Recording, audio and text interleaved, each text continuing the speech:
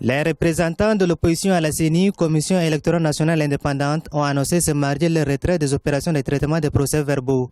Ces derniers indiquent que la quantification des résultats des bureaux de vote de l'intérieur comme de l'extérieur du pays a commencé de façon non conforme aux dispositions du code électoral et se poursuit en toute illégalité. Selon eux, la CENI a perdu son impartialité dans l'examen des résultats centralisés. Comment peut-on dénombrer à la fin d'une opération de recensement si on ne peut pas prendre note de ce dont on recense, si l'on ne doit pas poser de questions?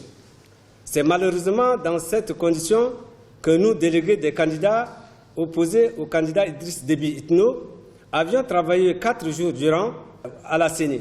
Pour les partis de l'Alliance au pouvoir, la démission des représentants de l'opposition à la CENI est une fuite de responsabilité. Ils estiment que ces derniers ont toutes les voies légales, juridiques comme administratives pour faire des revendications sans se retirer du processus de quantification en cours. Ça, c'est une fuite de responsabilité. Ça, je vous dis. Toi, tu es un homme, tu assumes ta responsabilité. Si ton parti te désigne délégué dans une institution comme la CENI, il faut attendre jusqu'au dernier moment.